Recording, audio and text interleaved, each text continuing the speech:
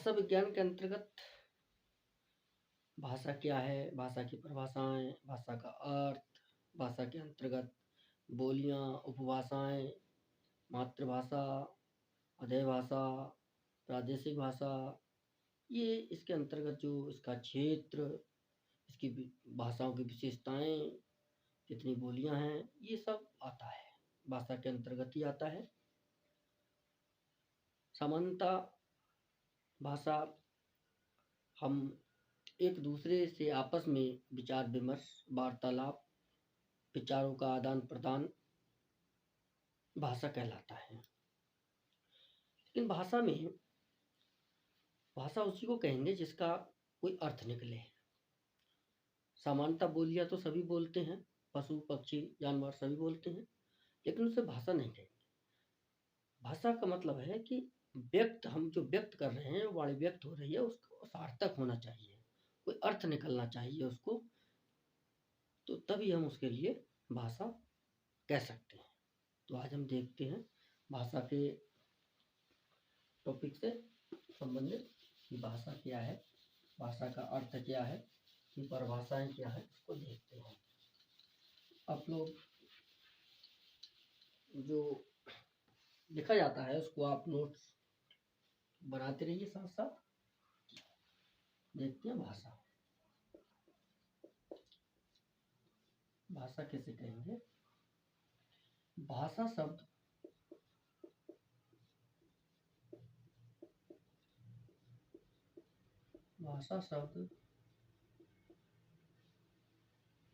संस्कृत की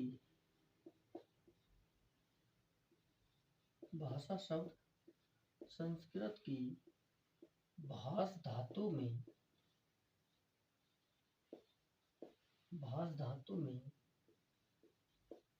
आ प्रत्यय,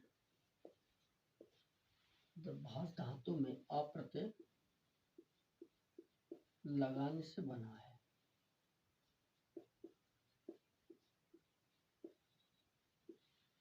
भाषा शब्द संस्कृत की भाष धातु में अप्रत्यय लगाने से बना है या अप्रत्यय के योग से बना है, जिसका अर्थ है वाणी को व्यक्त करना।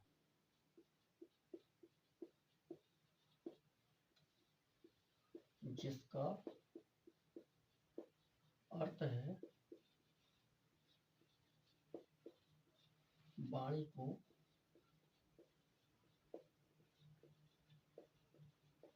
व्यक्त करना। भाषा शब्द संस्कृत की भाष धातु में आ प्रत्यय लगाने से बना है, जिसका अर्थ है वाणी को व्यक्त करना। अर्थात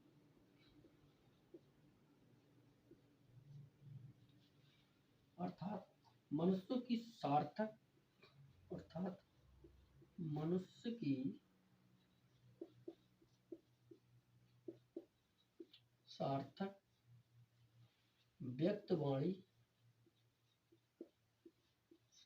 व्यक्त वाणी को भाषा कहते हैं। व्यक्त वाणी को भाषा कहते हैं। कहने का अर्थ है कि मनुष्य जो बोल रहा है, जो विचार रख रहा है, उसका कोई अर्थ निकलना चाहिए। भाषा जो है, वाणी जो सार्थक हो, वही भाषा होगी, ये कहना चाहते हैं। भाषा के द्वारा मनुष्य के भावों और विचारों भाषा के द्वारा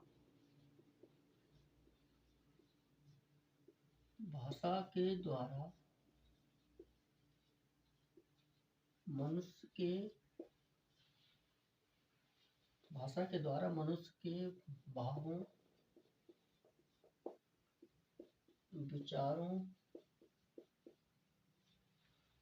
के भावों, विचारों, भावनाओं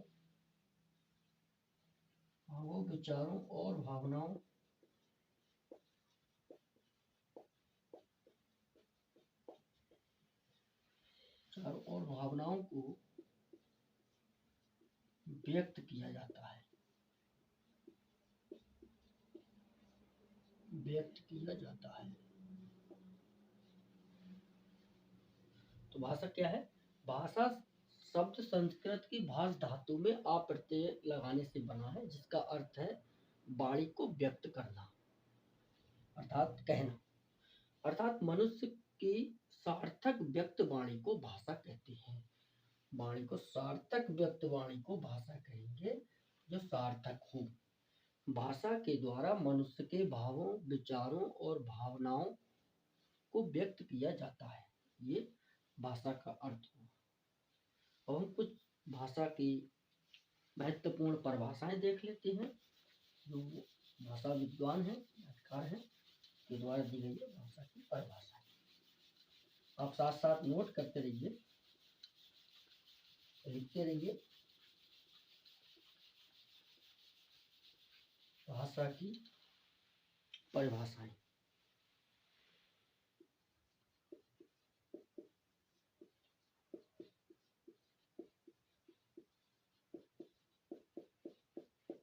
भाषा की परिभाषाएं देखते हैं। पहले देखते हैं डॉक्टर बाबूराम सक्सेना के अनुसार।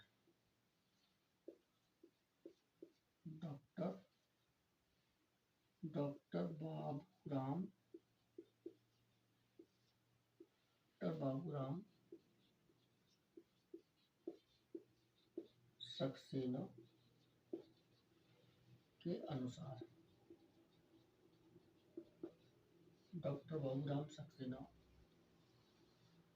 क्या कहते हैं भाषा के संबंध में?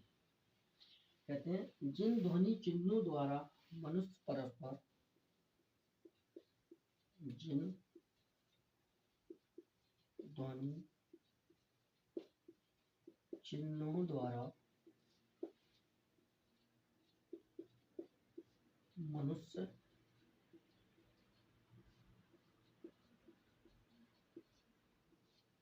परस्पर, जिन ध्वनि चिन्हों द्वारा मनुष्य परस्पर विचार विनिमय करता है,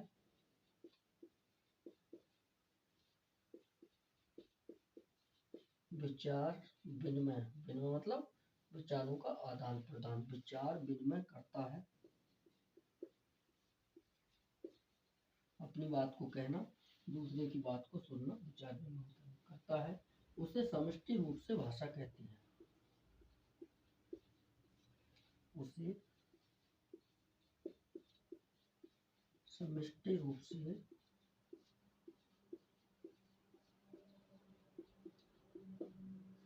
भाषा कहते हैं। समष्टि रूप से भाषा कहते हैं।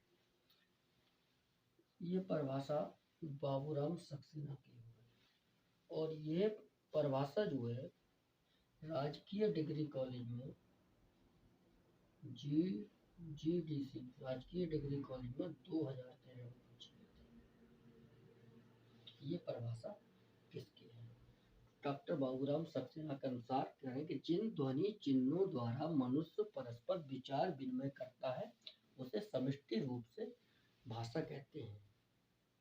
विचार विनिमय, अपनी बात को कहना, दूसरे की बात को सुनना, विचारों का आदान प्रदान जो करता है, हम उसके लिए भाषा कहते हैं। ध्वनि चिन्ह हम जो मौखिक रूप में बोल रहे हैं, जब तक उसे लिखा नहीं जाता है, जब तक ध्वनियाँ रहती हैं मौखिक रूप में, और जब उसके लिए लिख दिया जाता है तो वह वर्ण बन जाता है। जी है।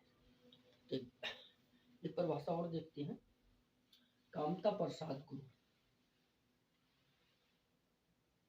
कामता प्रसाद गुरु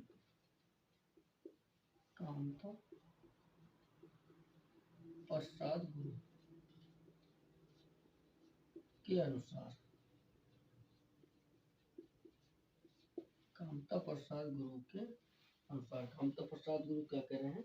भाषा वह साधन है जिसके द्वारा मनुष्य, भाषा वह साधन है जिसके द्वारा मनुष्य, भाषा वह साधन है जिसके द्वारा मनुष्य अपने विचार दूसरों पर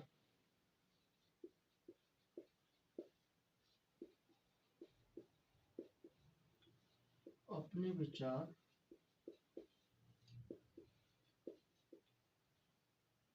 विचार दूसरों पर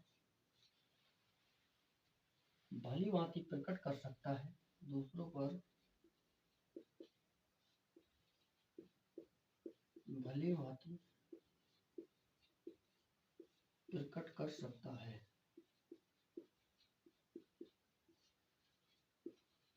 अपने विचार दूसरों पर भली भांति प्रकट कर सकता है और दूसरों के विचार आप समझ सकता है, और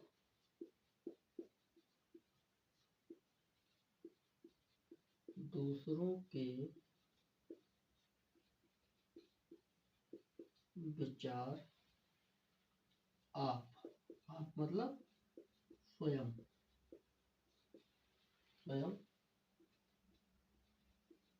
स्पष्ट रूप से समझ सकता है।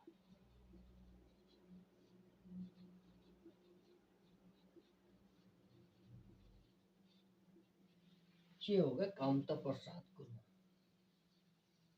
की परिभाषा हुई। भाषा वह साधन है जिसके द्वारा मनुष्य अपने विचार दूसरों पर भली भांति प्रकट कर सकता है और दूसरों के विचार आप यानी स्वयं स्पष्ट रूप से समझ सकता है। स्पष्ट रूप मतलब वही कि भाषा जो है सार्थक होनी चाहिए, उसका कोई ना कोई अर्थ निकलना चाहिए, स्पष्ट रूप से ये आप समझ में आना चाहिए, उसको भाषा कहेंगे। तो ये दो परिभाषाएं हो गई डॉक्टर बाबूराम सक्सेना के अनुसार। डॉक्टर बाबूराम सक्सेना कहते हैं कि जिन ध्वनि चिन्हों द्वारा मनुष्य परस्पर विचार विनिमय करता है उसे समष्टि रूप से भाषा कहते हैं। कामता प्रसाद गुरु कहते हैं कि भाषा वह साधन है जिसके द्वारा लिखने से रह गया, जिसके द्वारा मनुष्य अपने विचार दूसरों पर भली भांति प्रकट कर सकता है और दूसरों के विचार आप स्वयं स्पष्ट रूप से समझ सकता है। एक परिभाषा और देखते हैं, इम्पोर्टेंट परिभाषा है डॉक्टर श्याम सुंदर दास की।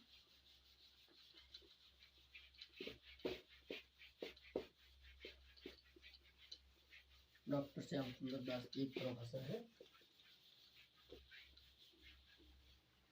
डॉक्टर श्याम सुंदर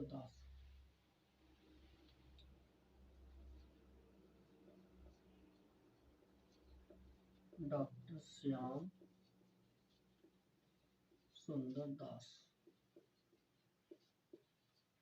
के शब्दों में, डॉक्टर श्याम सुंदर दास के शब्दों में डॉक्टर श्याम सुंदर कह रहे मनुष्य और मनुष्य के बीच वस्तुओं के विषय में, मनुष्य और मनुष्य के बीच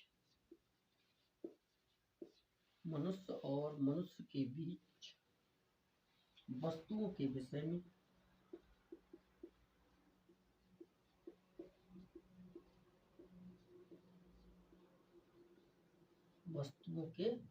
में मनुष्य और मनुष्यों के बीच वस्तुओं के विषय में अपनी इच्छा और मति का आदान प्रदान,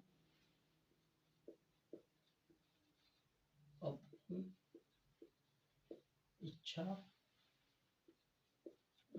इच्छा और मति का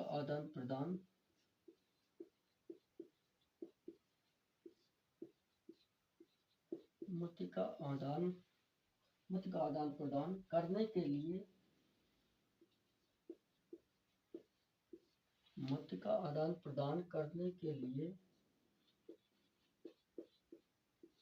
जिन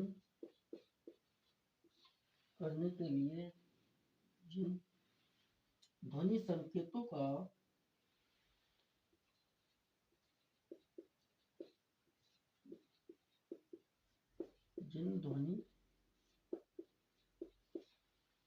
संकेतों का व्यवहार होता है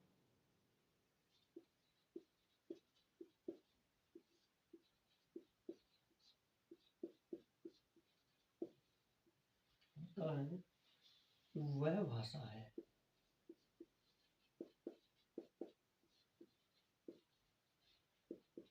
ये डॉक्टर श्याम सुंदर दास की परिभाषा हो गई। डॉक्टर श्याम सुंदर दास कह रहे हैं कि मनुष्य और मनुष्य के बीच वस्तुओं के विषय में अपनी इच्छा और मत का आदान प्रदान करने के लिए जिन ध्वनि संकेतों का व्यवहार होता है वह भाषा होती है। एक परिभाषा छोटी सी है पतंजलि की। पतंजलि के अनुसार पतंजलि क्या कहते हैं, इनकी परिभाषा देख लीजिए। पतंजलि कहते हैं जो वाणी वर्णों में व्यक्त हो उसे भाषा कहती है। जो वाणी वर्णों में व्यक्त हो उसे भाषा कहते हैं।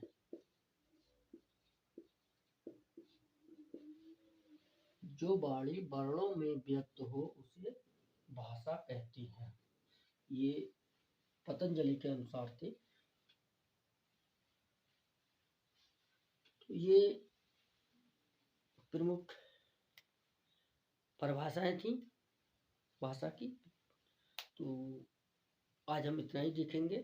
कल इससे आगे इसके अंतर्गत इसकी विशेषताएं कौन सी हैं, भाषा की विशेषताएं कौन सी होती हैं, इसकी प्रकृति क्या है, फिर इसका उद्भव, विकास, इसकी भाषाएं, कितने भाषा परिवार हैं, हमारी हिंदी किस भाषा परिवार में है, दक्षिण में कौन सी भाषा परिवार की हिंदी बोली जाती है, प्रयोग होता है, तो ये हम कल देखेंगे।